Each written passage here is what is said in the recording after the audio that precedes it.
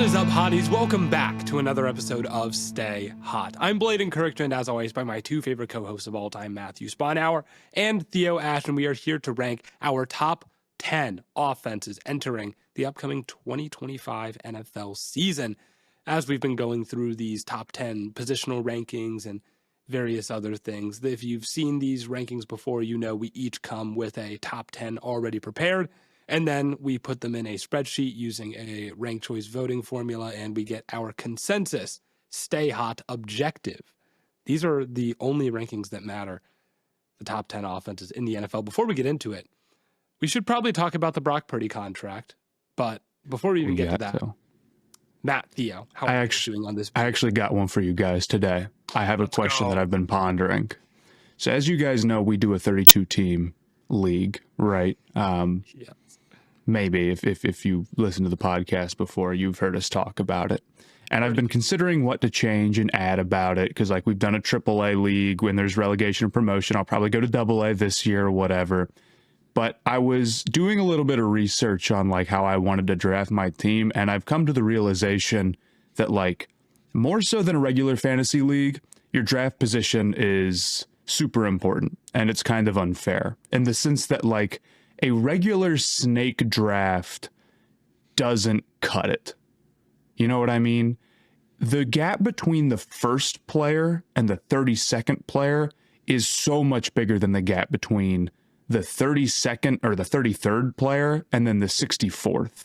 And it doesn't really make up for that difference, right? There's an option on Sleeper to do third round reversal, where the snake draft resets itself after the first two rounds going the opposite way.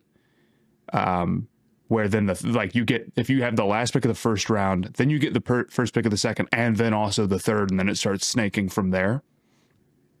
What do you guys think about that? For context, I went and I didn't run the numbers, I just looked. The average draft position of playoff teams was like 14.2 over the past like 4 years of the league. You would expect that to be 16.5.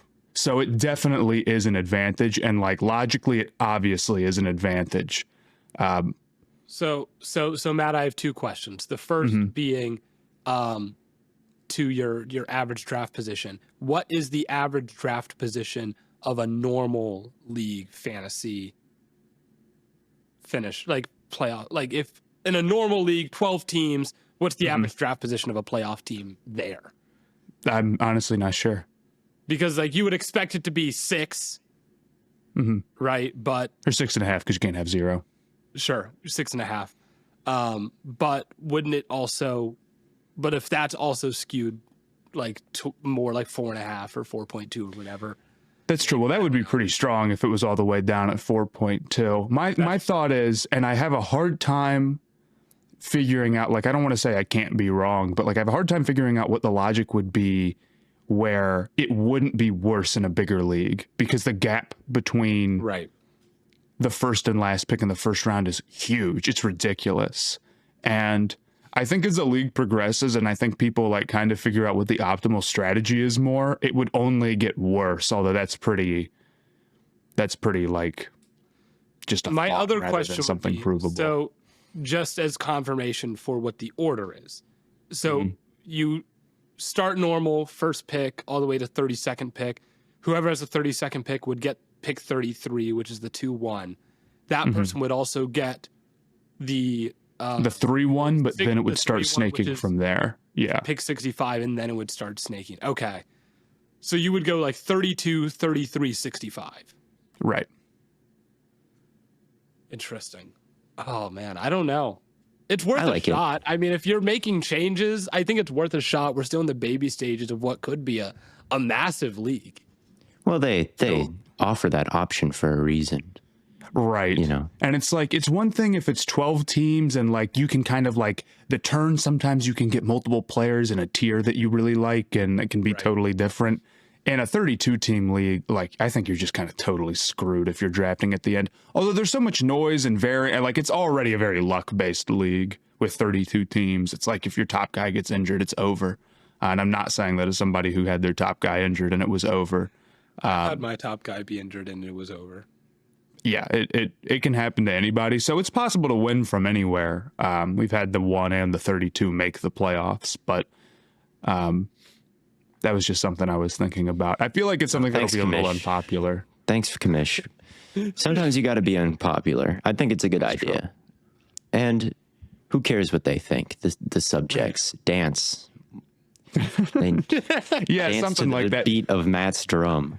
The thing is that if you're like, that's completely unfair and the wrong way to run the league. Meanwhile, we've got like bad kickers scoring where you only get points if you miss. So it's like, I don't know. It's not won't even be the worst rule in the league. Yeah, it's like the science fiction people. It's like fire doesn't burn in space. Yeah, they also don't have like space wizards with like laser swords. So right. Yeah. So no, I appreciate the counsel. But yeah, from a new location today. Yeah, new location. I moved to Salem, Massachusetts. Just kidding. I'm in an Airbnb. My sister graduated from the University of New Hampshire yesterday. Congrats to her. And my other sister is playing in the D3 Ultimate Frisbee Championships in Washington now. Bang. They got smoked 3 times yesterday, but they made it. So it's still a good time. We're here sitting in our chairs recording a podcast, and then my sisters are on top of the world and I'm somewhere in the middle bottom, but it's okay.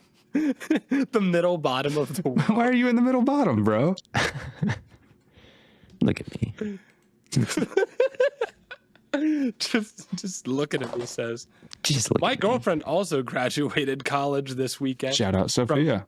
Miami University. Matthew Sponauer did the wondrous favor of pulling up to beautiful Oxford, Ohio, where he got to listen to me complain about my loaner vehicle because my car was in the shop this weekend. I really hate new cars, man. I hate new cars so much. Just like they're ugly.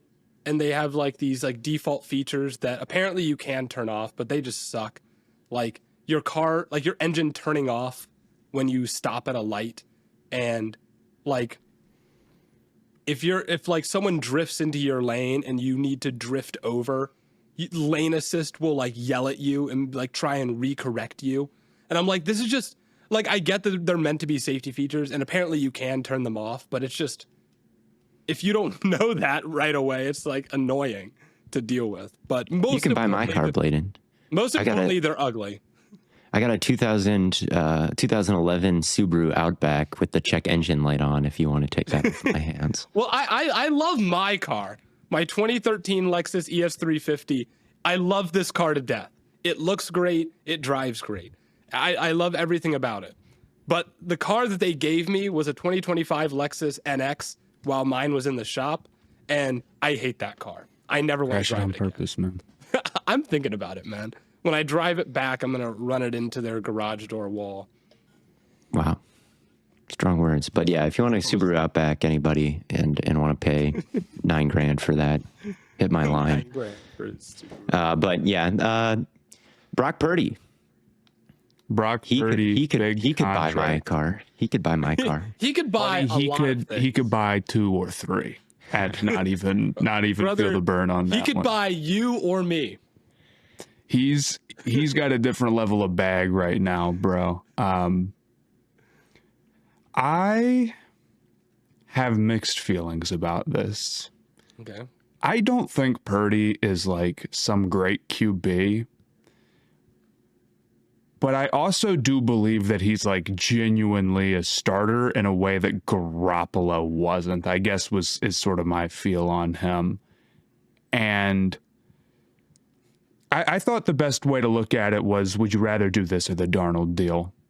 And maybe I lean the Darnold deal, but it is always a little bit easier said than done to move on from a quarterback. I don't know. Yeah. What did you guys think?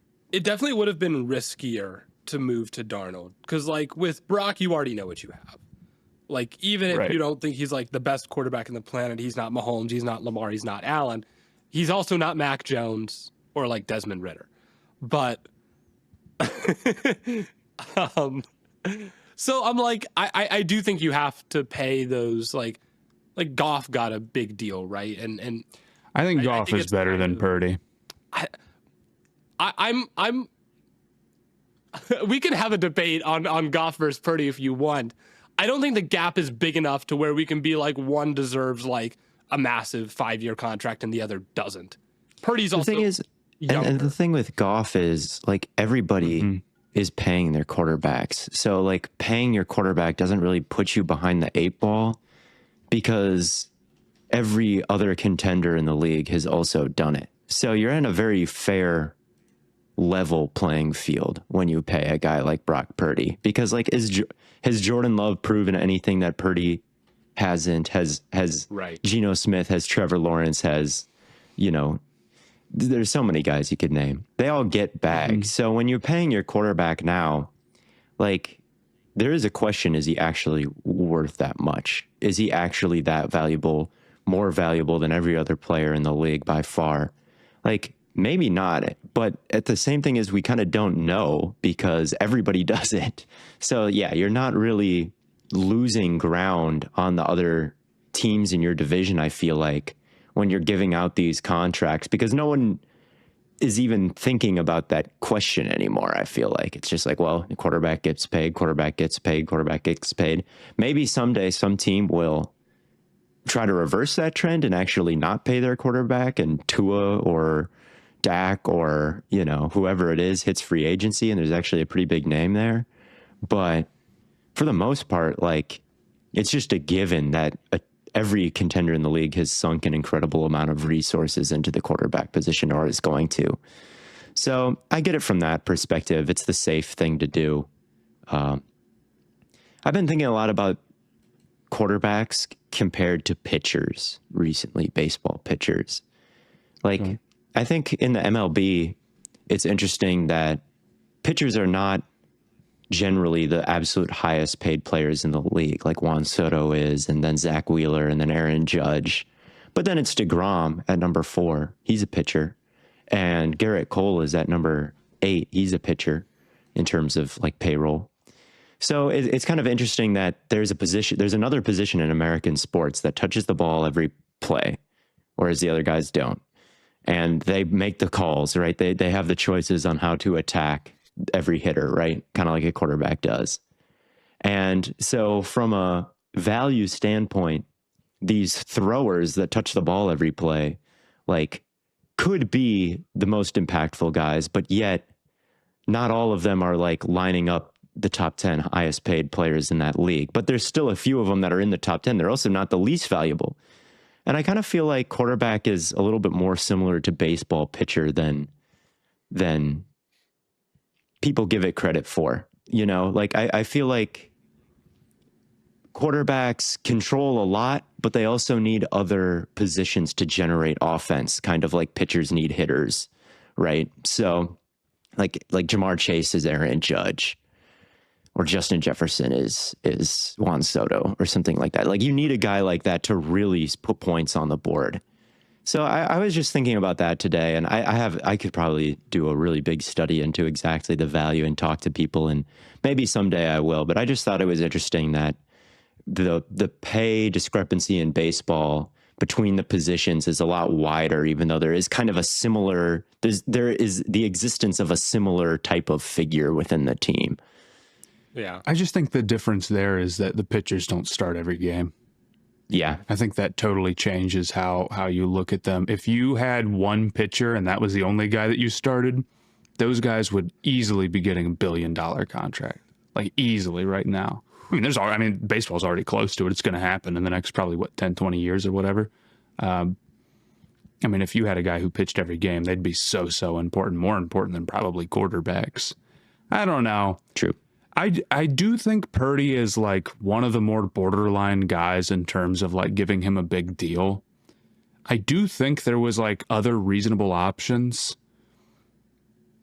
but I also think that like in general, people definitely talk about this type of stuff. Like it's just easy to go like the issue with quarterback is that like there's just not a solution a lot of the time.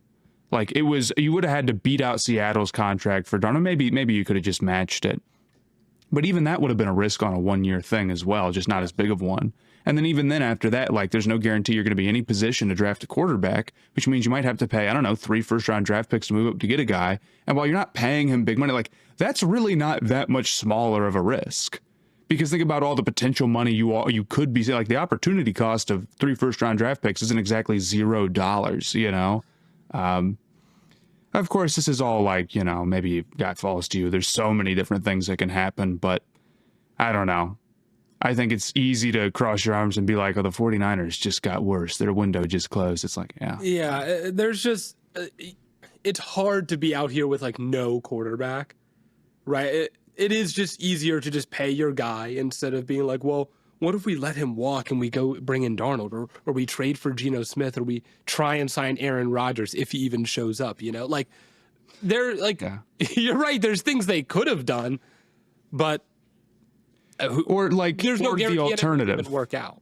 The alternative is that like, okay, we either could try to do that in an attempt to save, I don't know, $40 million a year or whatever, sure, or we could try to save that same money at any other position. And that's how we could make our value back.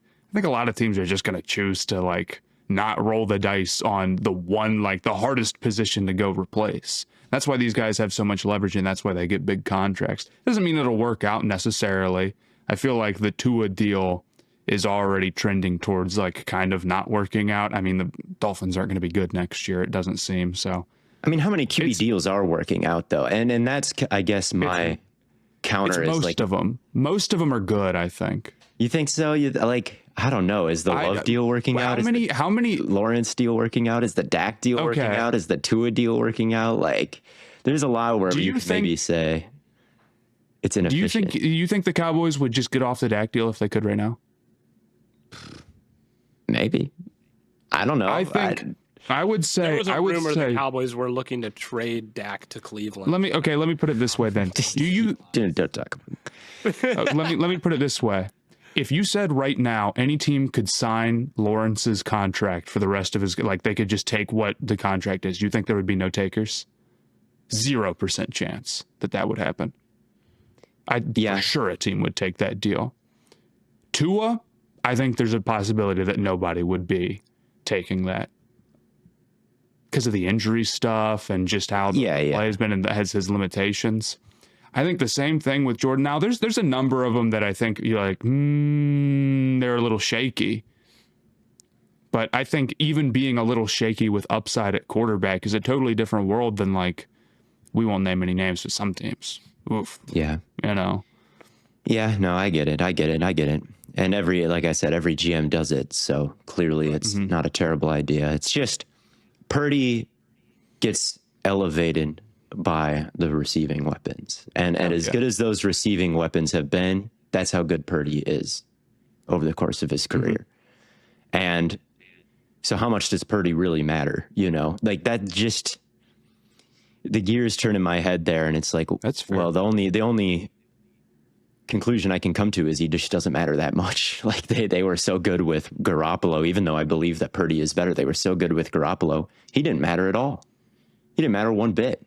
And he was the most efficient quarterback in the league. Like I just, and what does that say about the position in general?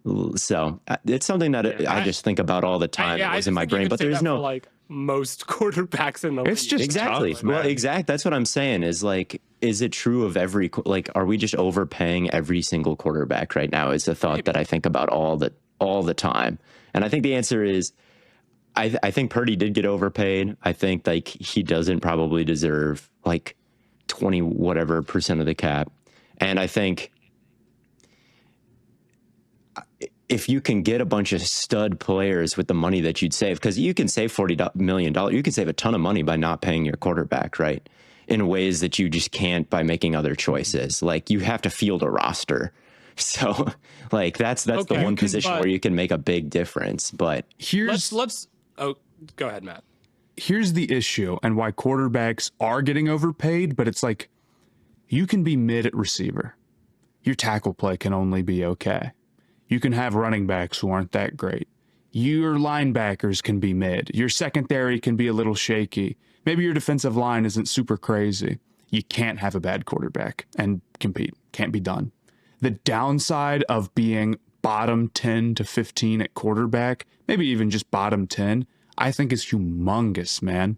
And like, yeah, Garoppolo didn't matter at all until he lost the Super Bowl for the 49ers. If they had a better quarterback, they would have won the Super Bowl. That's for sure what cost them. They were awesome everywhere and they didn't win the Super Bowl because they didn't have the quarterback play that you needed. Now, maybe that's too small of like a thing we're looking at where it's like a couple of throws go different or whatever, and like that can happen. And maybe you've seen, well, maybe you know, you've seen the Broncos way back win the Super Bowl in 15, and there's a you know, the Ravens way back and whatnot. Like there's a few examples, but it's just really, really, really tough. You have to be legendary on one side of the ball. It's so hard to make up for bad and even mid quarterback play, right? But I don't know. Yeah. Maybe. I mean, there's definitely a few that should be paid, because if you have a really great one, your chances of winning the Super Bowl go up so exponentially. Like Mahomes obviously deserves all the money in the world. Brady in his prime deserved all the money in the world, probably. Like Rodgers and Burrow now and Allen and Lamar. Like, you know, these guys all can make you dynasties almost by themselves. But like outside of 5 guys, I'd say you don't need to pay Kyler like he's the top guy in the league. But where would the Cardinals be if they hadn't paid Kyler? I don't know. Missing the playoffs like they are now. I don't. But like, I guess I don't know. I guess I don't know. But you could, if more teams made that decisions, like quarterbacks would be cheaper. Like I guess I don't know where everyone would be with that domino effect if more teams took this mentality. Let's say the 49ers decided not to pay Brock Purdy. They save $40 million a year, and they start Mac Jones at quarterback next season, right? Not good. But you're like, well, if they bring in a bunch of, they use that extra money on some really good weapons, now all of a sudden it could be good. That's an argument I've seen on Twitter and on TikTok a little bit. But who are you spending it on? Like, who exactly, right? That's the, I don't know, who's available? I don't know, like this free agency, like it wouldn't have much of an impact, but in the future, like trades would come up, like extensions would be able to be made, like sure, a draft pick develops and all of a sudden you don't have to let someone pretty good walk and become a star for another team. Like you could keep them around. You could keep a Dre Greenlaw around. You could keep a Charvarius Ward around. You could keep a, whoever around. And then your quarterback is Mac Jones and you still suck. Well, your quarterback could be, I mean, Mac's pretty bad. He could be someone a little better. But yeah, I mean, I know what you're saying, but also a lot of quarterbacks I think that are historically kind of mid have won Super Bowls, but they just can't be bad. You know, like there's a threshold where it's like, could you find someone to be mid for you? Like, was Joe Flacco ever elite? Was Eli Manning ever elite? Is Jalen Hurts elite right now? That was the 32 ranked drop back passing attack last year, and they just won the Super Bowl. But he's got the rushing threat, right? But they found him in the second round. They found, because you can just be like, you can pay your guy and then basically push it off for 3 years. Even Goff wasn't actually paid last year. He's making $25 million for $25 million. Absolutely. And this is what all team building ends up coming down to when you allow teams to like basically sell the future. So they just end up selling the future. And to be good now. And the NBA is just like, well, most teams that are good, not all of them, but a lot of times being good, at least in the last like 5 years, although maybe it's changing with the Thunder and the Celtics, but a lot of the time it's just like, well, I'm going to trade all my picks. I'm going to trade all my picks for the future. Like the Bucks did that or whatever. Yeah. The Rams did that and won a Super Bowl. The Rams did that. But even more so, it's like, well, we're just going to restructure into infinity. So like all of this talk about like what's a good deal and what's not, well, we're really just saying we're going to get a good deal now and be in a really bad spot later. That's the game plan. And like that makes that's such a crazy factor to add in. It makes all of this really, really hard to parse through, because I mean, if you're selling for the future, it's like, well, I don't know. You might end up paying Purdy $10 million next year or whatever. And then, right. Okay, well, it wasn't quite the time where you were really like hampered by it.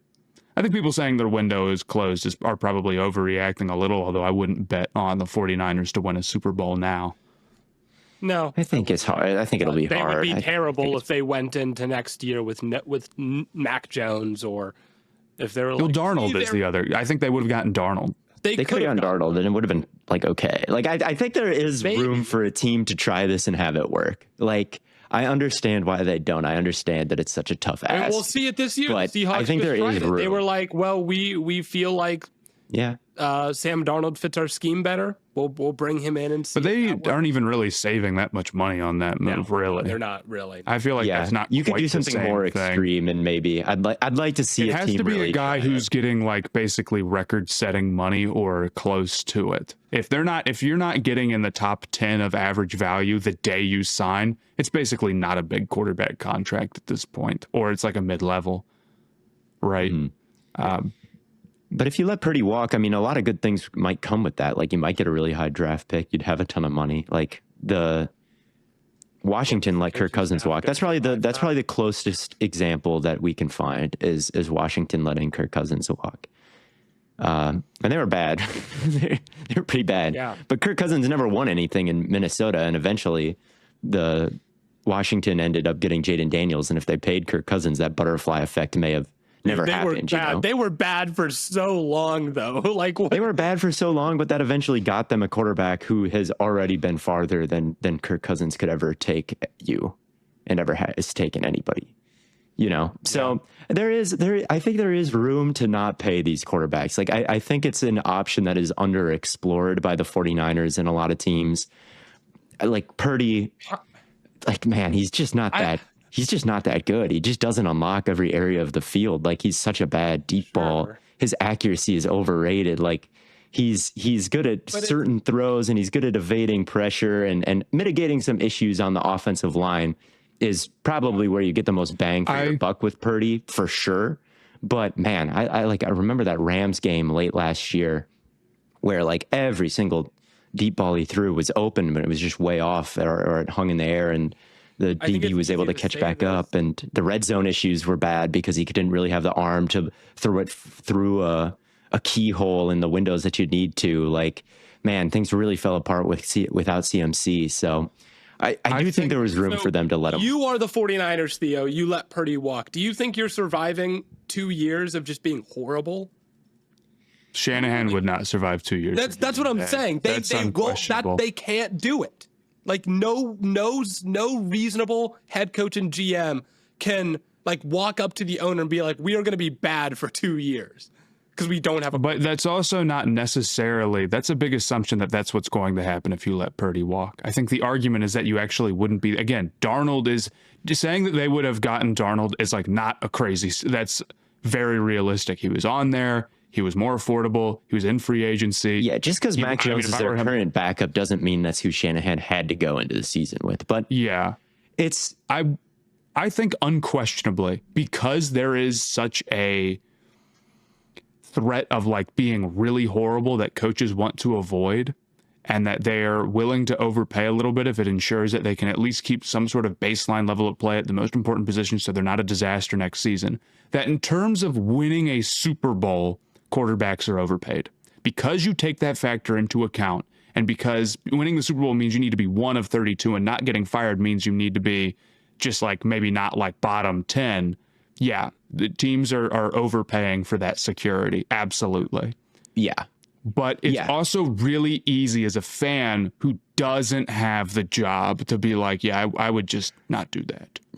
Yeah, I would just, I would. Yes, I 100%. I think there is a reason why every single professional actually does pay their quarterback.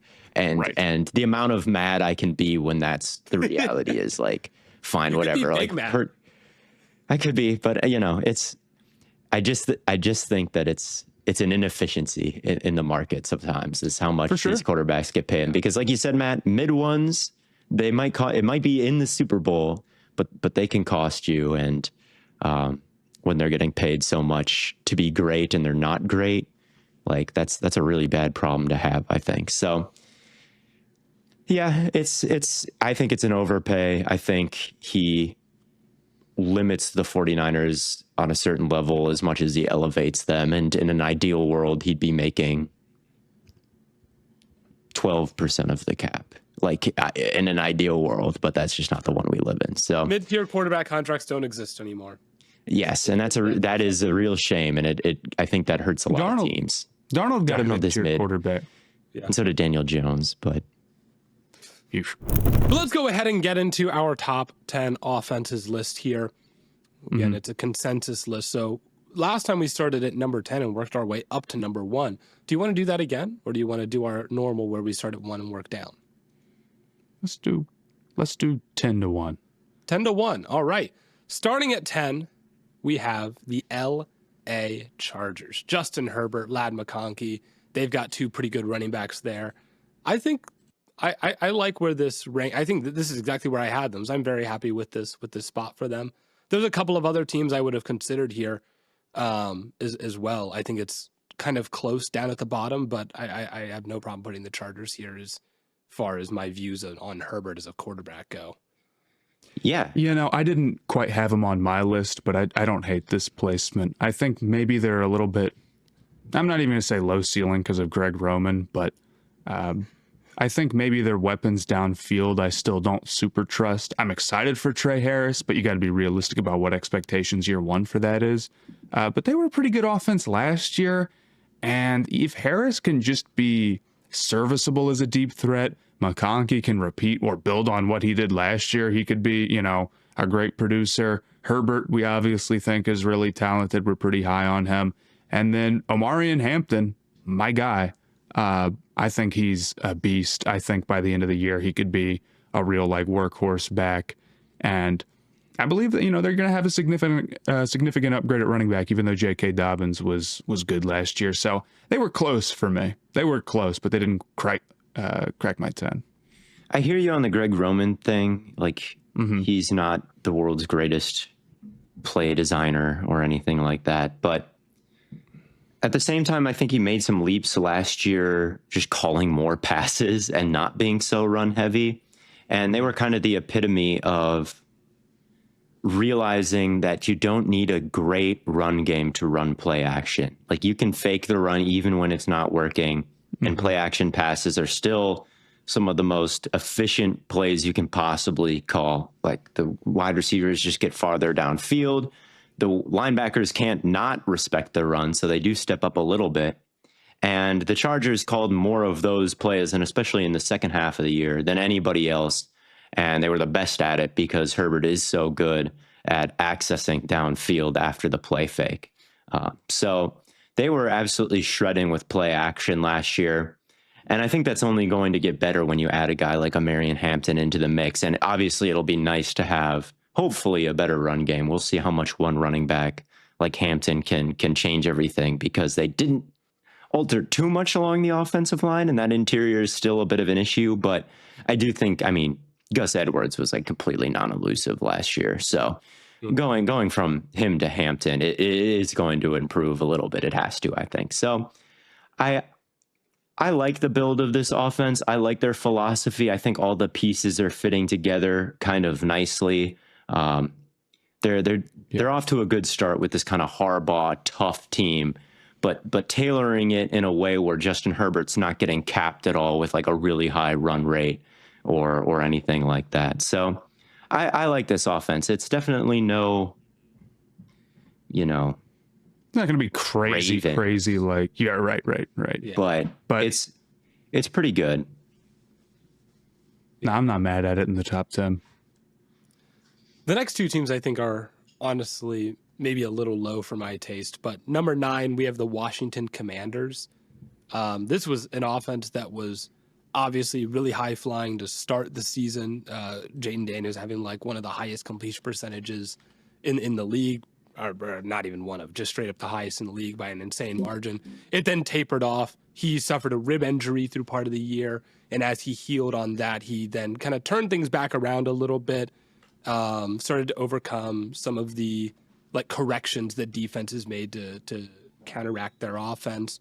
And they ended the year, the back half of the season, as much as we talk about, they did kind of taper off.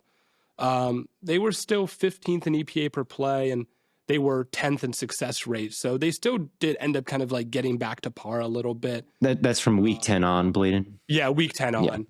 And their overall, when you look at like the whole season, they were 4th in average points per drive and 7th in average yards per drive. Like they were really cooking on offense through the totality of the season.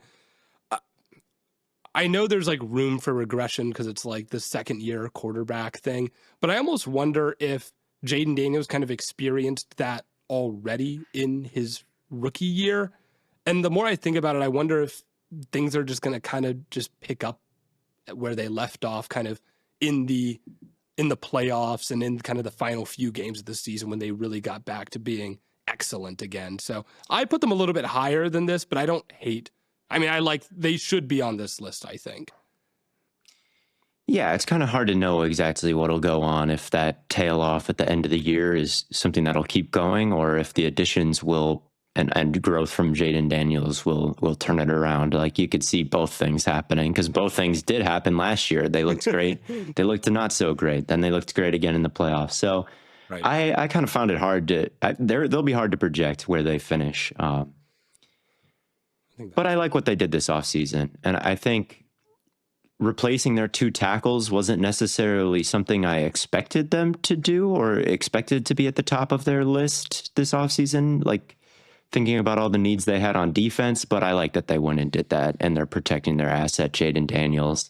And like week 1, they're going to be playing the Giants with Abdul Carter and Brian Burns, right? They've built maybe the best 4-man pass rush in the league next season, or one of them. It's nice for Jaden to have 2 bookend tackles now, and Josh Connerly and Laramie Tunsil to go up against a team like that, and a team like the Eagles, and a team like the Cowboys in his own division. So I really like that they've got that now, and I think maybe Cliff can take this to another stage with those 2 tackles where there doesn't need to be as much chip help. You know, there doesn't need to be as much short throwing and screens. You can spread it out a little bit more, get more options for Daniels out into the routes, and once more is put on his plate, you know, why can't he grow a little bit? So I think that those 2 tackles can stave off a lot of the regression and make this passing attack more dangerous than it was last year. There were a lot of throws even early in the year where it was super quick. Ball got out in like under 2 seconds, and he still got clobbered. I know there's like the game-winning touchdown against Cincinnati. He gets his shit rocked on that throw. So I'm like, if they can avoid that, because those are the kind of hits that got him injured. Right? Well, cover 0, you can't do anything. Like the Cincinnati game, like they send the house, there's always going to be somebody unblocked, and they get there pretty fast. So that was just a hell of a throw by Daniels, and not necessarily a problem with the tackles. But yeah, like I remember that Atlanta game, like he was getting bent in half and contorted and twisted, and they really struggled to deal with some of those sim pressures. And as the year went on, things did start to kind of fall apart in the pass protection department. Yeah, I think I'm fairly high on their ability to like actually improve just off what they had last year. Not necessarily in terms of like staving off regression entirely, but sometimes the regression comes and then you got better. And I think Washington is going to see some regression come. Maybe they play a little bit tougher of a defensive schedule. But then if you're better at tackle, and maybe Deebo Samuel, who we'll see with, but if he's what he's been before, he'd be fantastic in the quick game, you know? So I think there's enough here where I'm still okay with them being a top 10 offense, even if they maybe shouldn't be so high as like where they finished in terms of EPA per play last year. If they were the 9th best offense next year, or if they are the next 9th best offense last year, that would be regression. Like you said, Blaiden, in the yards and points per drive department, they were like top 5. Yeah. So if you go to 9th, that's getting worse, but you're also very happy with that because you've proven that you've got staying power and you're still in the top 10. I mean, it's possible that they fall like the Texans did. Right. I was literally about to bring up Houston. 31st in success rate, you know? That's where Houston ranked after a stellar rookie season from Stroud. Like it's possible to completely fall off, and I do think Washington has done enough to avoid that kind of fall off. But I still think getting to like 5th in some of those metrics is going to be a bit much. It's tough to repeat unless you have like truly an MVP level quarterback, which, you know, maybe Daniels continues to develop, but I'm not going into the season expecting that of him. I think that's too high a pressure to put on the dude. Or if you have like all pros all around, which I just don't feel like they're quite that level on offense. They're not in terms of their talent. So I think here's a very fair spot for him. At number 8, we have the Tampa Bay Buccaneers. This will be the first of these teams that we talk about that experienced pretty significant brain drain, losing Liam Cohen. Right. I know there's going to be obviously some impact on how that affects Baker Mayfield. They've dealt with some injuries at receiver, but they've also brought in Egbuka, and you know we really like him. They still have a good offensive line. They still have got Bucky Irving, so it's like I think they still should be a good offense. This is another spot that it feels a little bit low for them because they were second in total offensive success rate in the back half of the year. They were 4th in EPA per play. They were another team that was like top 5 in points and yards per drive through the year. And even with the brain drain, I almost think their offense is too talented to take a significant step back. Unless you like really think Baker's going to be like terrible. I mean, 8 is a pretty good finish was my thought. This is exactly where I had them for the record, or maybe I had them 1. I had them 1 higher. Okay. So I think this is perfectly fair. I totally agree that overall it's just a very talented offense. They've got great receivers. They added Egbuka, who I love. Yep. I think Baker has played pretty well. I think Bucky Irving we had him as a top 10 running back, and I think they've got some real studs on the offensive line. Like, you're not asking your offensive coordinator to be a world beater here. And I know that they hired from within, and hopefully it's going to be a lot of the same stuff. But when you lose Cohen, like, it's certainly going to change things up. It's going to be a risk, right? I mean, he was really good at like building a lot of different stuff off of like different motions and making it tough to know what's coming, and a lot of their touchdowns. I don't want to make it out like the dudes weren't balling out there, but a lot of those touchdowns where it's like, oh, Cohen just drew something up and the defense was expecting otherwise, and they just got him on that one. That's tough to do because you got to know like when is the right moment to pull out a certain trick from the bag, right? It's tough to be a play caller like that. That is a challenge. You can be smart. You can put together the offense, but in the moment, like you got 10 seconds to call a play, making it all come together is a totally different animal. Now, it's possible that, you know, we saw the Buccaneers lose an offensive coordinator, and then what happened? Then they had Liam Cohen, and they were even better, right? So the new offensive coordinator, especially considering that they hired from within, is a mystery bag. That doesn't necessarily mean bad, but to be at the very, very top of the list here, you either need to have a guy who I think is an MVP level quarterback, which Baker Mayfield just isn't, right, or you've got to have a head coach level offensive coordinator, which I'm just not sure that they do. I think that hedging your bets and saying it's a very talented offense, but we don't know who the play caller is, we don't know much about him, so we're going to see how that goes. At 8, that feels perfectly fair to me. I guess that's fair. And I feel like a good precedent would be to look at the Eagles when they lost Steichen, and they finished 7th in EPA per play and 6th in success rate the year after they lost him, even though they were like people would consider that a pretty substantial drop off. And they had like basically a perfect offense, right. Like not entirely, but they had like a ridiculously talented offense. So I don't think the Bucs are quite Eagles level in terms of their talent or anything, but I do think they're very good. I was thinking, I didn't really come up with an answer, but like how many receiving cores for just next season would I take over what the Buccaneers had? Not many.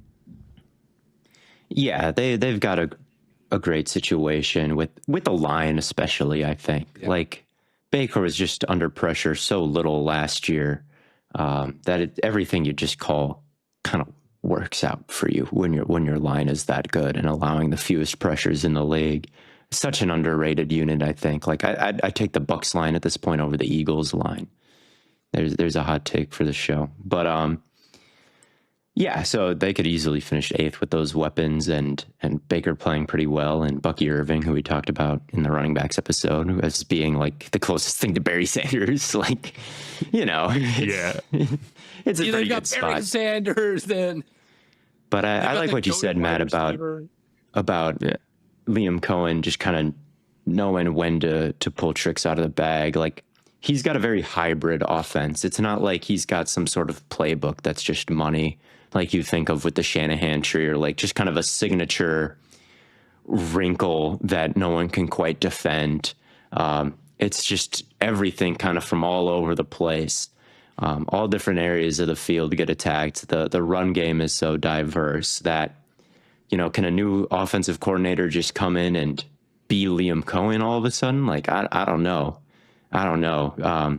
I don't think it's going to be that simple. So we'll see. And then Baker's just a wild card, right? Like, we've seen him play very good. We've seen him play very horrible. Even last year, he was near the top of the league in sacks, and he led the league in interceptions. So there's still a lot of negative plays that are going to be generated by that quarterback, no matter how good the play caller and weapons are. And so if those things take a step back, all of a sudden Baker can be, I think, an anchor that keeps you out of the top 10 with all the kind of dumb decisions that he can make. So, well, I think I kept them off my list, and they're an honorable mention for me. But perhaps that's foolish because of my whole spiel on quarterback and how if you don't need a very good one to have a good offense, because Baker is kind of proof of that. I think of how good the quarterback is can just directly be how good the offense is. I mean, if you can afford some negative plays, or even a lot of negative plays, like you said, Baker has, if you can also fill that out with a lot of big plays. He also threw 41 touchdowns last year. So you can get away with that. It's a little Favre-ish in that way, but it is he going to do that every single year? Who knows? And you can do it if you can be efficient in your run game, and you don't need Baker to throw it 50 times, and the Buccaneers shouldn't need that. Yeah. I came into this episode prepared to retaliate if either of you put the Denver Broncos on your list, and neither of you did. So, on offense, yeah, I was just prepared because I'm like, they finished pretty high in several like efficiency metrics, but then you're like, oh, they're like really bad in like total yards and points per drive. It's because they like have the most short fields in football outside of maybe. Yeah, I even remember saying something about that. So, but I was like, man, if they, I almost want one of them to put Denver on here just so I can come out swinging, but neither of you did. So, Broncos fans, you get a break today. Number 7 on our list, Theo, this is your team, the Green Bay Packers. They absolutely deserve a spot on here, I think. I think there was a few teams where I was like, right away, I felt like the Packers were just one of those teams that belonged on this list. Yeah, for sure. I mean, last year was such a disappointing year, I think, for Jordan Love. And as high as I was on him, and I still am optimistic, like, I didn't really consider him for the top 10 quarterback ranking, or, his status as a deserving quarterback of the contract is seriously in doubt. And despite all of those questions that came up last year, like, they still were a top 10 offense, easily 7th in success rate, 8th in EPA per play. They were top 10 in points per drive. They're just efficient, man. They were the most explosive offense in the league when Christian Watson was out there before he got hurt. And yeah, he's hurt now, but they added Savion Williams and Matthew Golden and Belton. So that's every pick before day 3 was all on offense. So hopefully they're able to overcome that.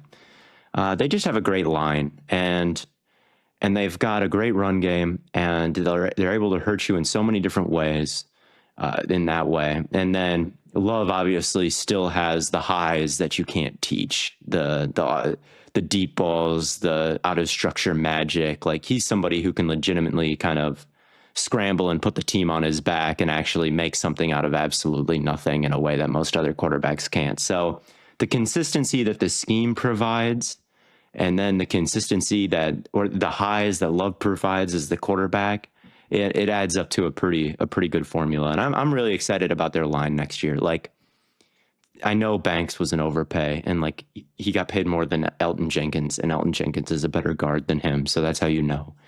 But to have him at guard and Jenkins at center and Tom and maybe Jordan Morgan's in the mix now, like that is a big, powerful line who should be able to create tons of displacement. You're going to be able to pull everybody and just absolutely mash people with Josh Jacobs. And at the same time, you got Kraft, right? He's a great blocker.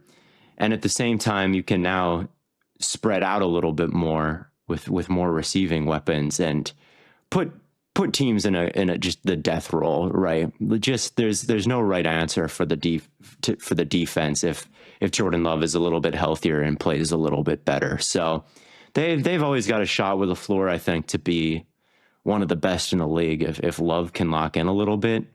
I'm starting to get worried that that'll never happen, and it'll always be dumb turnovers, right? That kind of derail things, and his footwork and some of the calmness isn't really there for him even in year 2 yet, which is the most concerning.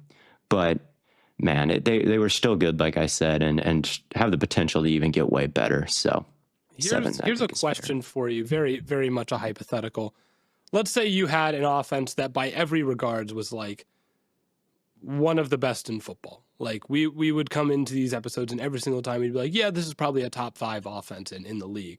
But then in the wild card round of the playoffs, every single year without fail, this quarterback went out and threw like 6 horrific interceptions and they lost. Or like, like where at what point would you start to be like, this is no longer a top 10 offense? Because like how many Herbert's done it twice, so 3 times. 3 times? Okay. Yeah, I see where you're coming from.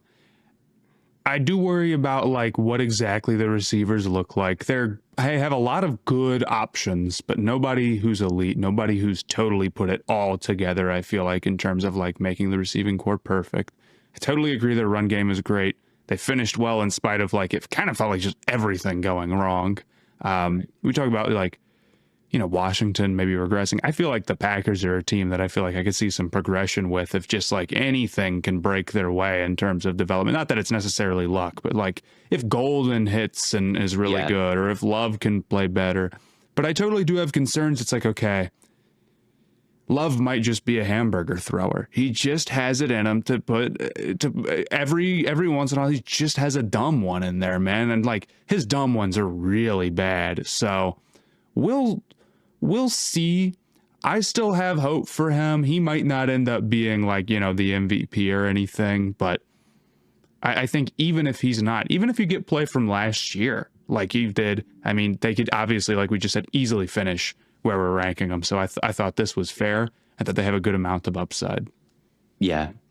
Yeah, for sure. And as dumb as Love can be, he doesn't take very many sacks. I think they only had 14 That's sacks. That's true. He's only dumb in one. It's strange to be dumb in one way, but it's weird because I don't even think his pocket presence is necessarily like elite, but he just doesn't. He ends up not taking sacks, even though his feet can be pretty nervous and he can get scrambly like when he shouldn't. But it doesn't end up with him taking sacks. It's like Shuck. It is. It's like where I don't think his pocket presence is elite or anything, but he doesn't take sacks because he just throws the ball away a ton and he scrambles out of the pocket quick. You know who, I mean, like maybe Bo Nix is a guy like that where it's like Bo Nix, where it's like he doesn't have crazy pocket presence, but he just has a style that's not going to take a lot of sacks. And honestly, maybe if we're talking about becoming the best quarterback in the league, that's not great. If we're talking about being, you know, anybody else, like that style is typically worth it, even if it leads to maybe a few more interceptions, even if it leads to maybe throwing the ball away a little bit more when somebody else could have stayed in there. There's value in it. It's 100% why the Packers are higher in EPA than people think. Like the lack of sacks just is that hidden thing where taking 2 sacks is as bad as throwing 1 pick, like according to the numbers. Like they killed drives. at that rate, really. 1 sack isn't as bad as 1 pick, but man, you put 2 of them together and like that'll derail. That could derail 2 drives instead of 1. Yeah. Like it's hard to work your way back from a sack. So the Packers are surprisingly good in all the rankings. I mean, 8th in points per game last year too. How about above Minnesota? How about above Kansas City? How about above the Chargers and Houston and the Rams? Like, I think it would surprise people to learn, and a lot of it is the sack avoidance that the offensive line is responsible for, LaFleur's play calling is responsible for, Love's athleticism is responsible for, and I think that can continue with a few more high points, but we'll see how it goes because the receiver room is not elite, and neither is Jordan Love at this point, I've got to admit. Well, speaking of Kansas City, they are next on our list here. They were not the most insane, number six. Not the most insane offense in the world were they last year. But one thing is for sure, they were probably the most just march down the field offense ever. Or they were like the most successful march down the field offense I've ever seen. I mean, they just were so precise with just doing all the little things right. And it's the one thing that kind of kept them alive with the loss of Rashee Rice and until Xavier Worthy really started to come together at the end of the year. So I think having Worthy continue to develop in year 2 and getting Rice back, their offense could be really nice. Yeah. I think the logic here is pretty simple in the sense that last year, Kansas City was, I think, a borderline top 10 offense, right? They had some issues with explosive plays and their overall yards per play or whatever is probably not very good, but they were very good at picking up third downs and staying on pace, and they found a lot of value in that. This year, however, they're pretty clearly going to be better at receiver. It's a massive, massive upgrade for them. Rice, if he comes back good, will be, I think, really big for him. Worthy looks like he broke out towards the end of the year. So just you can see how maybe they can take some of that success rate stuff and probably not be as good as they were last year, just off the basis of Tooney's gone, that'll make a big deal, and it's tough to repeat such a crazy performance like that in football. But if you can supplement it with being way more explosive, then you can more than make up for it, right? Now, I do worry that maybe as Kelsey gets older, does that hurt some of the we've always got someone who's going to pick up the third down because he's got such a good connection with Mahomes stuff, and you need Josh Simmons to come in there and be really good right away to kind of make up for maybe some of the losses to the offensive line. And I worry maybe the play calling isn't always crazy or anything. I don't think they've got some big plus in that department. But Mahomes is there, and I think if the receivers are good with Mahomes, which I kind of think the receivers are starting to trend towards good, it's tough to bet against them. Yeah, I do think the Kelsey stuff, he had 133 targets last year. You give some of those to Rashee Rice, he doesn't I think the age it's not untrue. Stuff, the regression, I think it'll kind of work out a little bit better just because he hopefully isn't seeing 133. Oh, you'd rather have Rashee Rice and an older Kelsey by 1 year. There's no question about that. And an older Worthy too. Their receiving options should be better. It's also not the first year that we've said, well, they're going to be more explosive. And then that's true. They haven't, but it's also they got hosed so bad last year with Hollywood missed time too, and Rashee. That's true. Yeah, it was pretty hard for them to be explosive. But it's notable how unexplosive they really were. Completed air yards per pass attempt. There's a stat.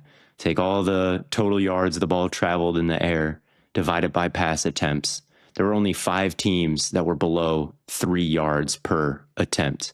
The Giants 3.0, the Jets 3.0, the Bears 3.0, the Broncos 3.0. The Chiefs 2.8, and they're the Chiefs, and they went to the Super Bowl, and all those other teams were either terrible or got hosed in the wild card round. It was unbelievable what they were able to do while being so unexplosive last year. yeah, like you said, Blaiden, the best just march down the field passing attack of all time because they can't even run the ball. Like all their running backs were below 4. It breaks all conventional logic that this was a good offense last year based solely on dinking and dunking. I mean, it's not a very watchable offense, but it is a top 10 one going into next year. Like, I mean, we literally sat here and we were like, not Justin Herbert's fault. Like they don't have any running attacks, so their whole offense, like their short game is just dink and dunk offense, and that's all the Chiefs did. To an even bigger level, I mean, at least there was the play action shots in LA. Like the Chiefs had none of that. It was literally just screens and just quick game and just stuff underneath, and they were able to just almost go undefeated. Yeah, with just that. It was the way they were able to possess the ball and limit turnovers was a superpower that I thought was going to win them the Super Bowl against Fangio's defense. I'm like, wow, what a disaster! The 2 high shells against a team that can happily dink and dunk, like that's a nightmare. But obviously, it didn't end up that way. And we're just too good. The pass rush was too good, and yeah, we'll see how it is without Tootie next year. But you just got to bank on the Chiefs finding a way. Like, why? Top 10's not that high of a bar. Like, we don't even have them in the top 5. So we have with better wide receiver help, like obviously Mahomes could. Like they'll find a way, whether it's dinking and dunking or being explosive next year. Like it'll still probably be the 6th best offense or higher. Yeah, I mean 6 would be an improvement from last year. So it would, yeah. They converted 111 third downs last year, which led the league. 48.5% third down conversion rate. That's second in the league behind. Can you guess who the first was? In the conversion rate? Third down conversion rate, yes. Was it the Bucs? It was 50.9%. The only team to convert over half of their. They were cooking. Again, best offensive line. I'd take that. That might be the best offensive line in the league, man. Third down, teams pin their ears back. 59% conversion rate. That's crazy. 50.9, not 50. 59 would actually be 59. Yeah. That would probably be the greatest third down conversion rate ever for a season. Yeah, you should not be above 50% for third down conversion rate. That should absolutely not happen. No, it shouldn't. No, you never see it. Going on to number 5, this is the other team that has some brain drain. Ben Johnson left the Detroit Lions. We still think they will be a top 5 offense. I think it's kind of the same thing we talked about with Tampa Bay. Their offense is just a little bit too talented, and probably even more so than Tampa's. This is an offense that we've said in our receivers episode and in our running backs episode. Top 5 receiver in Amon-Ra St. Brown, top 5 running back in Jahmyr Gibbs. And when we go and rank offensive line, we'll probably say that they are one of the 5 best offensive lines in football as well. So it's like, it's easy to see how they can continue to be a top 5 offense even without Ben Johnson calling the shots. Yeah, I mean, I think it's exactly like the Buccaneers in terms of you have so much talent there. Offensive line is great. Gibbs is a superstar weapon. Goff has been really good and efficient. And they're really pretty darn good at receiver now, too, with Jameson Williams having a big year and Amon-Ra St. Brown continuing to be a first-team All-Pro level guy. Like, and you have Laporta. Like, you've got a lot going on there. But you did lose somebody who was a very good coordinator in Ben Johnson. And the guy they brought in, John Morton, he's worked with the Lions before, I think helped install some of the stuff that they do now. But the question is, are you going to be as good of a play caller, pulling out the tricks at the right time? And Ben Johnson is the number one guy in terms of pulling out, like, not even, I was talking tricks with Cohen's. It's like, this is even more so where, like, he's literally pulling out, like, what you would define as a trick play, right? Now, you don't necessarily have to be as good on the trick plays, but, like, when to use certain motions and when to know when defenses are going to, like, expect one thing and then breaking that trend at the right time. It's really difficult. That doesn't mean that it can't be done again. Again, you can survive brain drain. You can hire another good coordinator. Nothing is stopping you from doing that, but it's difficult. They're still a really talented offense. They could have a mid coordinator and still be in the top 10. But but they have, number one upside with the talent that they've got. I think 5 is a perfectly fair spot for them. I think everybody knows the challenge that they're facing going into this next year. Yeah, 5 would be regression. 5 would be feeling the brain drain, like with how good they were last year. Exactly. And maybe Ben Johnson's feeling the brain drain with no Dan Campbell around. Like, I think I have a lot of faith in Campbell. Like, it's kind of, you just got to trust him. Like Dutch from Red Den, like that's kind of the figurehead that he is. Like, what does he do? He's not the defensive coordinator, and the defensive coordinator had a very like signature style. And then the offensive coordinator is the most famous in the league with a very signature style. So what does that actually leave Dan Campbell to control when those guys are gone besides fourth down decisions? It's like, I just feel like he's got something. So like, there is something to it. He's got a plan. Like he thinks that he's got a plan. Absolutely. He's not like Dutch in that way where they let him all to ruin, I believe. I actually never finished that game because I don't do missions. You never finished Red Dead 2? That's dude. Crazy. All I do on Red Dead is like go fishing and like hunt rabbits and like kill people passing by. Like I do not. That's just what you just do that. You're demonic, bro.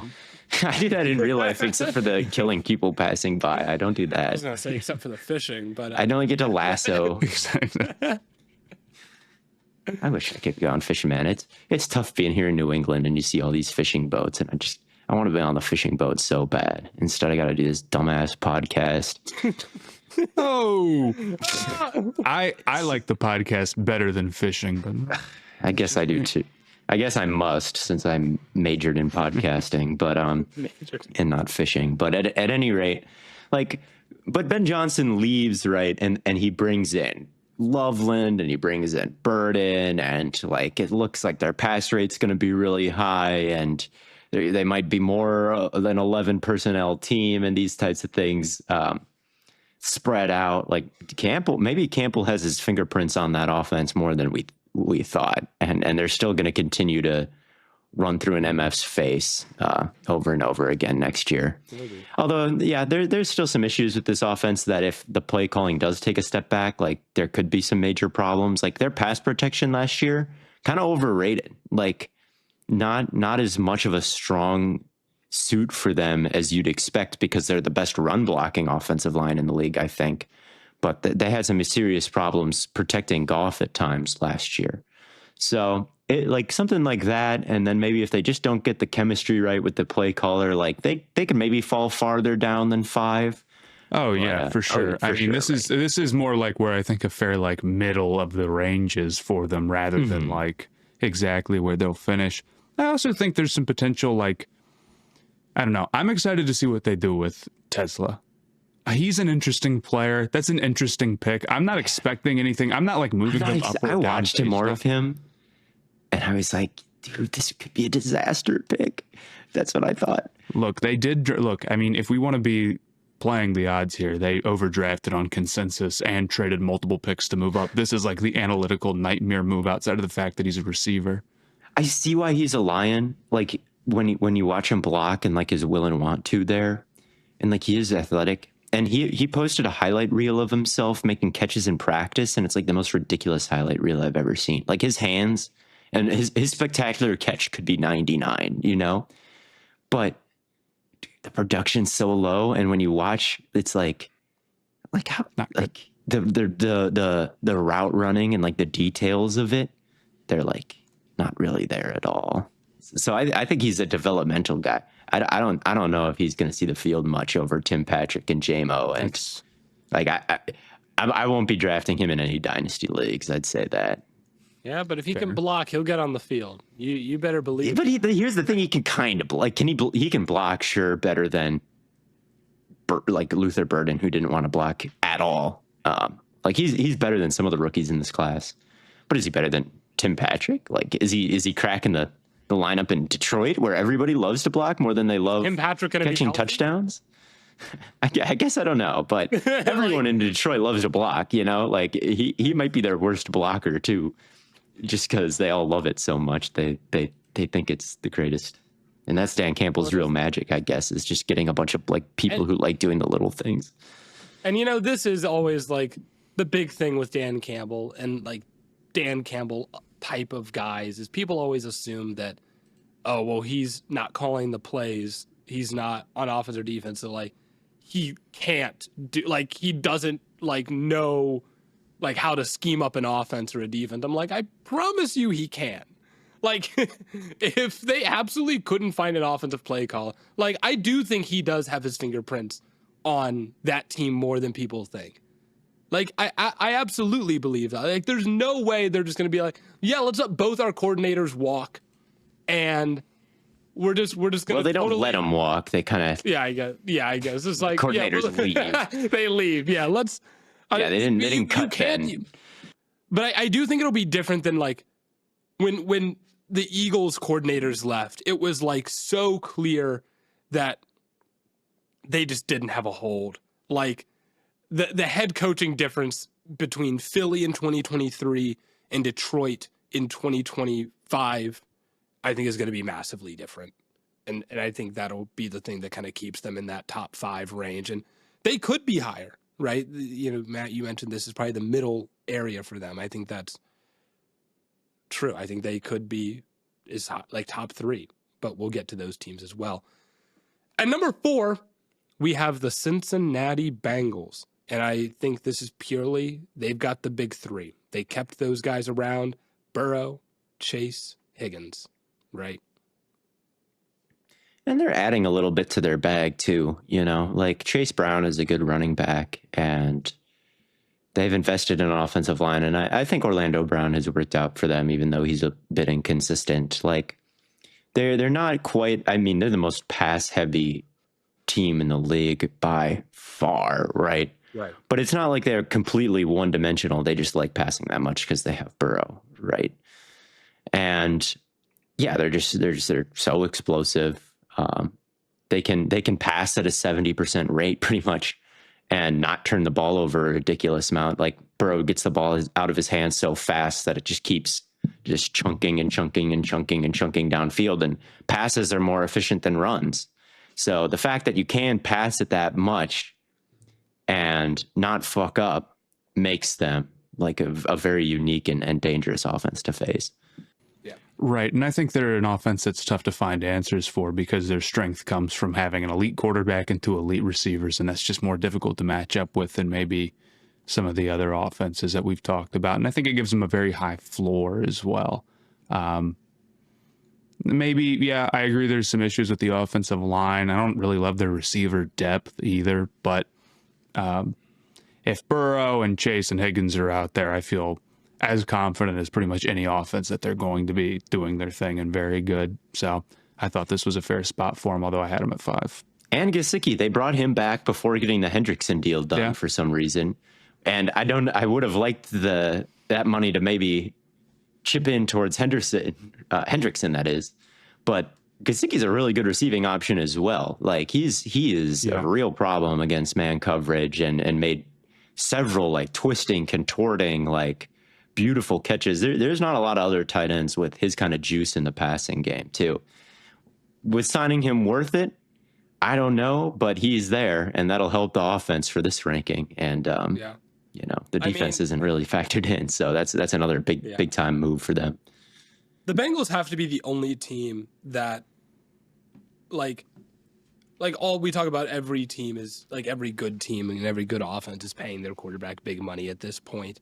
The Bengals are the only one where it's like they are paying an elite quarterback elite money, and they weren't a playoff team, right? Like the Ravens, the Eagles, the Bills, the Chiefs, obviously, right? I mean, how many quarterbacks are being paid insane money, and how many of them missed the playoffs, right? I mean, the Bengals have to be like by far the biggest, like they're paying a guy that's great and they're missing the playoffs, like by far the worst case of that. Yeah, I mean, not only are they paying the quarterback, this whole offense is insanely expensive. They're paying the quarterback and they're paying 2 receivers $70 million a year. Like, that's crazy. That connection, there's so much resources poured into it.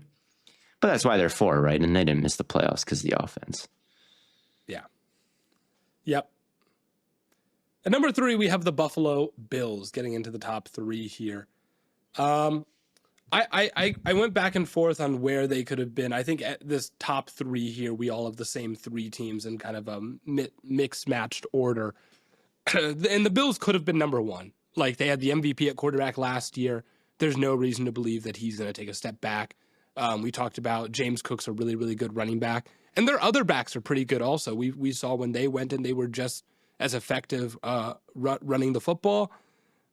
Do you guys think the only thing that's kind of holding them back from being like at the top of this list is their receivers? Yeah, they're not super great at receiver. And I think their ability to be a really, really physical team sometimes can come from getting big, which I like overall, but maybe the offenses ahead of them don't quite have to do that as much if we're splitting the hairs between offenses that I think have a real claim for number 1. That's my thought. Now, Shakir was pretty good last year, and Keon Coleman's ball skills looked fantastic, so he could take a step, and Shakir could take a step, and things could actually look pretty decent. But overall, like, I don't know. I do think their receiver game plan has been a little bit too focused on getting big bodies out there rather than like guys who are legitimately good. And again, splitting hairs, that's cost them. It's the same problem that the Panthers had back when, some of the guys from the Bills were running the show there, where it's like they get the super athletic quarterback. Back when the Bills were the Panthers. Dude, back when his name is slipping me. McDermott. But yeah, Sean Bean. Yeah, well, Bean and McDermott were part of that Panthers team, and this is the exact same philosophy of like all these big-bodied receivers, and it's like that's important, but I just think they overvalue it, and they end up sometimes with too many guys, and I think that extends to the tight ends as well, actually. So, I think there's a lot of similarities between how those two teams are built, and I think sometimes that can hold them back a little bit. But Josh is just so dang good, and I don't even think they're like horrible at receiver like maybe some of those Panthers teams were. Yeah, their guys are better than Kelvin Benjamin. Yeah, that's the other problem is that, it was Kelvin Benjamin and Devin Funches and whatnot. Yeah, I put them at 2 behind Baltimore on my list. I put them ahead of the Eagles, actually, just because they were better than the Eagles last year. I mean, they were second in the league, 30.6 points per game. Philadelphia was 5th. From an EPA standpoint, I think the Bills were second just behind the Ravens.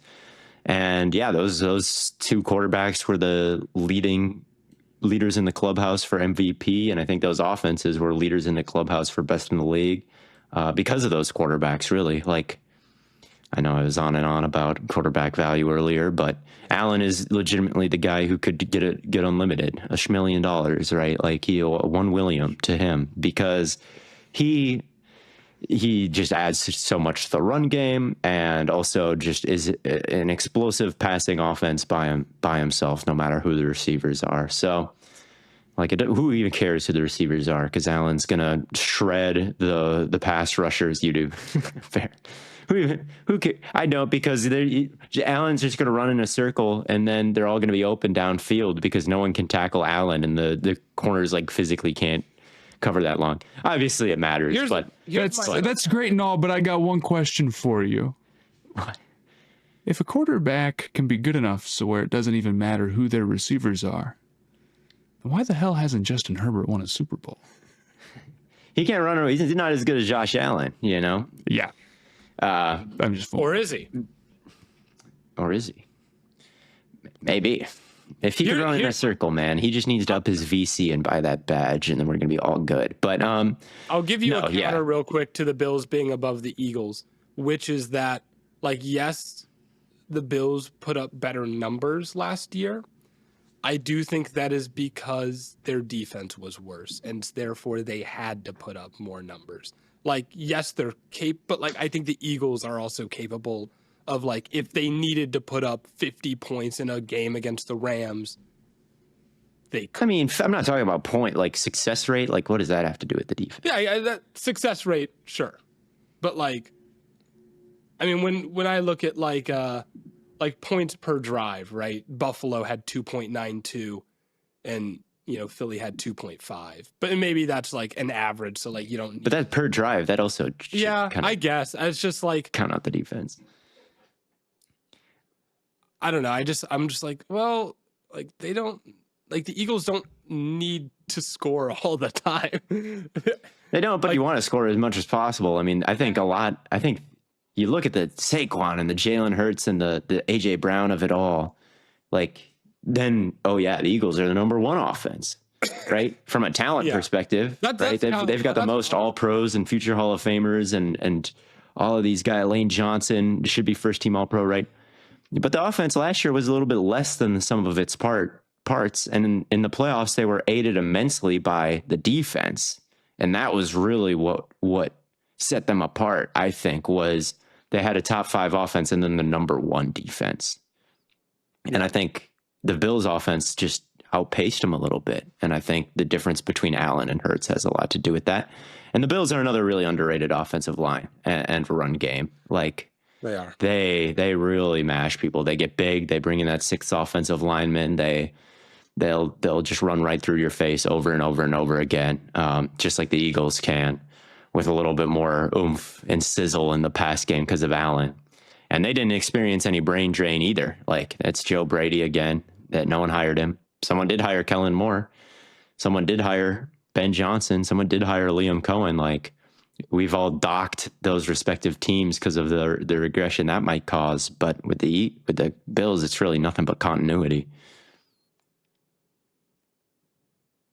I had the Eagles at 1. I think, again, it's super close. I had the Ravens at 1 for a while, and then I changed my mind. I don't think it's fair to use the stats from last year because the Eagles had a stretch of games where they were missing both of their major receivers, and then they had a stretch of games where they didn't have Hurts in for 3 games, actually. Yeah. So you get, I mean, I don't know, I don't forget what the overlap was entirely, but you might have like 6 games last year where it was either no receivers because their weak point is the receiver depth too, which is their fault, but like that means that then it's really bad when the wide receivers go out. And then it's like Kenny Pickett in for multiple games, and it's like, well, if that hurts him, then I'm not so sure. So I had them at 1 because I do like how well-rounded they are, just in terms of like their roster or whatever, and they've got studs basically at every position. But, you know, it's also not necessarily unfair to say like, hey, the Bills and the Ravens were they were just a little bit more productive last year, and say like, yeah, that's fair enough. It does kind of go to the playoff thing too, where it's like, I wonder, would you rather be going up against Lamar, or you'd probably still rather be going up against, I don't know, that's tough. It's tough. Not having amazing receivers.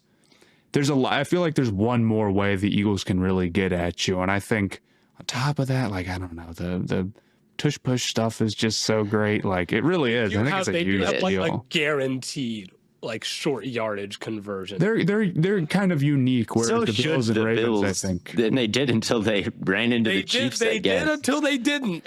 You know? They did until they didn't. The thing with the Eagles is they always do. Yeah. Right, and it's like that isn't something that shows up on EPA per play, but like, and maybe that's not a fair comparison to make, but like the Eagles do not lose a game like that. Would not happen. Absolutely, 100%. And it matters, man. So there's just it's tough with these top 3. I think they're all really good. I have no problem with whatever order we came up with towards the end. But I guess I'll just spill the order then. So we had the Bills at 3, we had the Eagles at 2. And then we had the Ravens at 1. Matt, I'm kind of in the same boat as you. I go back and forth, but I did end up deciding on Baltimore at number 1. That's fair.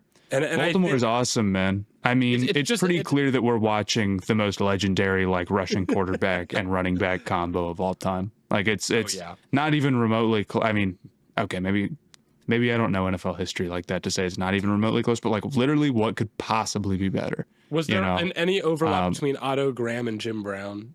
That's the. Yeah. I'm bringing that. Someone's like, dude, what about Otto Graham? Okay. Like, are you stupid? That doesn't even count. I don't know. I think like it's just so difficult to deal with. Like we've said it before recently, it's just so difficult to deal with a guy with Henry's strength and a guy like Lamar Jackson, who's ultimately so fast. There isn't a solution to it. I mean, people load up on Baltimore, but then Lamar can beat you through the air as well. He's unbelievably good with his pocket manipulation now, and he has the ability at any time to just, jog out and pick up yards if you can't stay on top of him, if he gets out of the pocket. It's just too many things for anybody to deal with. I don't think they have elite receiver play, and that holds them back maybe a little bit from being like the greatest offense ever. But it makes what Lamar does even more impressive sometimes. It does. Well, and you can't get too low on the receiver play either, I think. They're not terrible. It's not terrible. Take a little bit of a step, and I think Zay Flowers is super dangerous as a separator and somebody you can just dump it off to underneath. His hands improved a good bit this year too. Yeah, he's one of the best yak threats in the league. Justice Hill out of the backfield. Like, Lamar was so positive under pressure last year in a way that hardly any quarterbacks in NFL history have ever been. And a big part of that is obviously Lamar running around and making people miss. But another big part of that, I think, is just having some of the best, like, safety blankets in the league, like, underneath. And they can get 21 personnel with Pat Ricard out there, and they can absolutely mash you. They can get in 12 personnel. They can get in 11 personnel. Like, there's just so many different flavors and units they can roll out there. And defenses just don't have that kind of versatility like the Ravens do. They're not 3 deep at linebacker if they're out there in 13 personnel, right? Their 8th and 9th run defender are not as good as the 8th and 9th blockers that the Ravens have, and they find a way to get those matchups one-on-one on the perimeter, and then Lamar or Henry is carrying the ball, and the rest of the team is whoever is chasing whoever doesn't have it. So it's just a house of horrors, man, going up against that offense. It's absolutely ridiculous. If they had an elite receiver, like a really elite X receiver who was like consistently just burning people deep, it was just an automatic bucket against man coverage, maybe, like, I don't know how good they'd be, but they haven't really prioritized they would have that. To like they would now own the name Greatest Show on Turf. If they had AJ Brown, dude, like, yeah, it would be over. They'd be the greatest team of all time. But yeah, I really like Bateman and Flowers and Andrew. Well, we'll see about Andrews. We'll see about it. Likely's really good though. Likely's really good. Andrews should be better than Likely. Likely has to change his cleats though, right? So that they can beat the Chiefs in week 1. And Andrews has to catch the ball. Like, Andrews is good when he's good. Yeah. But unfortunately not in big moments. It was cold, his gloves were wet, guys. Yeah. He didn't realize how wet his gloves were. Then he looked down after the play. He thought he had his dry gloves on, but it was actually the equipment manager's fault. He forgot to bring the towel over. Like, yeah, it wasn't his fault. But Ronnie Stanley's a beast. Yeah. Linderbaum's a beast. They're just so good, man. They're just so good everywhere, except for that one position. Oh, well. But there's times where Lamar, I'm like, yeah, he's the best player on the planet. And then I remember Mahomes exists, and I'm like, oh, yeah. But there's still times when Lamar's the best player on the planet, even with Mahomes. But do we have any honorable mentions that got votes but did not make the top 10? We do. Both of, I think just you two had honorable mentions that didn't make the cut. I don't think. Yeah, I put the Jaguars up there because of Cohen, and I think they'll be super explosive. Really? You put them in top 10? Sure. He put him at 9. That's a big swing. That's a big swing. I could see it happening though, but that's a big swing. I don't think that's an insane, like, if you're saying Trevor Lawrence, Brian Thomas Jr., Travis Hunter, Liam Cohen, ETN. I don't know. I thought maybe the explosive stuff. I like our list better. I was hoping that we wouldn't list the honorable mentions. Well, he just double hedges, let's go. Man. He just double hedges. Nobody even thought to have the Bears. Here, that's the thing about the Jaguars is, like, I could totally see them being a top 10 offense. They're not even in the conversation. But you gotta project kind of a best case scenario after what happened last year, and then that's fair. Like, could the Bears also be? That has been talking. I think that's fair. But I think I put the Rams. You had the Rams and the Cardinals, and those were my first 2 teams out. I'm like, dude, I wanted to put them on. So I'm like, Stafford. I love Stafford. Like, one of the, like, we talked about him on our quarterback episode. Like, the way he's able to, like, manage pockets and throw with weird arm angles, despite not being like a super mobile guy, it's insane. His eye movement, his ability to throw over the middle of the field. And then the Cardinals shocked me, like as far as how good they're. Dude, the Cardinals are finished fire. last year. The Like Cardinals are so slept you on. go Theo, you go Theo. I mean, since Kyler came back, not in 2023, they've been a top 10 offense with kind of shockingly high finishes. And then last year, I mean, it wasn't always great, but they still at the end of the year, yeah, there they are in the top 10 in most of these stats. The Rams I put because of McVay and Stafford and health and all that, like they should be top 10, but they're on thin ice because they averaged as many points per game as Pittsburgh last year. They're tied for like 20th.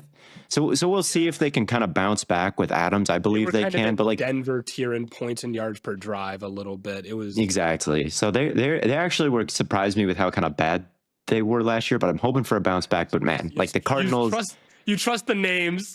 I feel like the Cardinals they got an all-pro center. I think Kyler's still a bit underrated. Like I love how heavy they can get and still be explosive. Like they're weird. They're a little weird. They're a little different, but they've just got underrated players all over the place on their line, and their running backs are underrated. Their tight ends. Like everybody knows McBride is good, but like I still think people maybe don't realize just how good he really is. Hopefully Marv can re-up, but man, I want that Cardinals offense to kind of reach the peak of their powers with like Marv balling out next year, because man, they've been borderline top 10 without even a lot of things going right for them all the way. So yeah, that's fair. I'm really hoping that they can be top 10, but yeah, I didn't have the balls to put them on my list, but I was glad you did, Theo, because I was like, man, they're kind of nice. High. They're kind of good. They're kind of nice. Yeah, we'll see. I think that's such a sweet team. I hope that they can. They're on kind of a linear progression path right now. I hope it continues because they do some really interesting things on both sides of the ball. So. Yeah, I bet if they brought in cool. Matt Corral, they would definitely be top 5. We are lifting you to the sky with balloons, bro. We're going to put you on a weather balloon and float you away, bro. What's up with your sayings lately, Theo? It's not really a saying. That's more of a threat. No, that's just what we're going to do to you. Yeah. I'm just thinking about what you deserve. What I deserve. Okay. Cement shoes out. Floating shoulder pads in. We're sending people up these days. Floating up to the sun and burning up to a crisp and just being done with it all. In. Hudson River out. Anyway. You're gonna at your next show. Have you ever seen that guy who gets the letter? He's singing and then he knows that it's the last. It's like from the cartel, and he reads the letter and he's like, "Oh my God, they're gonna kill me after this song." And you can see him like kind of adjust his tie and keep singing after reading the letter. Have you ever seen that video? I have seen that. That's gonna be you at the next. It's gonna be me Stranger after. Said. I'm gonna walk off stage after our show and someone's just gonna be there with a balloon on some shoulder pads. Yep. Matt, who's winning Game 7 tonight? I don't know. I think it's going to be the Thunder. Full disclosure, start of the year I put $100 on the Thunder to win. Maybe I brought this up. I put $100 on the Thunder to win the title at plus 650. Been a good bet so far, but they're stressing me the hell out, and I've decided not to cash out. Aaron Gordon, I believe, don't cash. I think he's in now. Now I'm not going to. It's not that big of a deal. He's in now, but he's ooh, his hamstring's really messed up, and it's like I don't know. I also think the Thunder are the better team. They just gotta find themselves. J-Dub's gotta stop trolling. Jalen. Yeah. So we'll see. By the time this comes out, people will hear it, but it's about to go down. I'm pretty pumped. Yeah, it is. It is. I think the problem with the Thunder is that we learned that their head coach is brain drain Eagles. Well, to blow the game the way that they did Game 1 was just like, that's pretty bad. To not wait to foul, that's pretty bad. But really what's killing them, and it's a lot of things. I mean, people are probably overanalyzing them a little bit, but like you can't have Jalen Williams playing as bad as he has been. You've got to have a second creator who's better than that. And he's basically had like one good game. Last time that he started trolling in a press conference, he came out and dropped 30, so maybe he will this time. And the Thunder are at home and the Nuggets are beat up, and but one shooting game is all it takes now, so we'll see. And all the pressure is on OKC. Yeah, they should have done it right by now. They should have done it way before now. So, Matt, what other basketball question? What happened to the Cavs? The Pacers are just better than them. It really is that simple. Like, they lost a game because they were pretty beat up, and then they lost another game because, like, they blew it at the end of a game, almost worse than OKC did. Like, missed free throw. They didn't get the board back. Halliburton hits a 3 on him and ends it. It's like, that's tough. So it could have been closer, but Allen really is not as dominant of an interior presence as you want. That maybe means that Mobley can't cook as much offensively as you'd like. Donovan Mitchell, I thought, played really great, but outside of that, like, Garland was banged up and not playing well. So where's their second option? So it's a number of things. Yeah. And I also, like, Ty Jerome did nothing, which you couldn't super have minimum. He's going to sign the super minimum. He's paying to play for the Cavs next year. It'll be great for the second apron, but it really cost him in the playoffs this year. Right. He was going crazy in round one. I was like, Ty Jerome I cannot believe the Suns let him walk. Like, this guy is awesome. And then he just sucked in the second round. And then the Pacers are a super team of they've got the big three of underrated players. People like have been saying it's like weak and Miles Turner. Yeah. And Halliburton is like the most dangerous no-name big three that you could have. It feels like I like that take, and like they've got really good depth. They've got a lot of guys who can really shoot and really defend, and they move the ball as well as anybody. So, it's a good team. Tough break. Yeah. Okay. How much would you pay to play for your favorite sports team? Football? Not much. I'm not playing for the Packers, bro. You wouldn't pay. If that would be like if they're starting a receiver would be a great day on Twitter. That would be awesome. You are a starter. Now you might not play the whole game, but you will play the first possession. I don't want CTE, bro. Like that's what would happen. If the Packers were like $1,000 and you can play. He is not creating separation on that comeback, bro. I'm a podcaster, not a football player. I'd rather get paid to podcast than pay to play football. I'll play Volo football. I'll play in the park. That I'll pay. I'd rather pay to play with my friends than. Okay, what about NBA then? What about NBA? That's even worse. You play although I could start. I might start. You start the whole first quarter. I'm good. I'd be terrible, man. I would be embarrassing myself. Okay. Except nothing. Maybe some of us want to embarrass ourselves. I don't know, man. Apparently. Not me. Well, let us know in the comments if that's you, though. But thank you all so much for tuning in to another episode of Stay Hot. It's been a pleasure as always. And until next time, which just a reminder that our next episode was recorded in advance. I don't think we mentioned that before. Because Matt and I will be on vacation. So if anything crazy happens, not our fault. But until then, as always, from your favorite three fellas here at Stay Out, we will catch you on the flippity flop.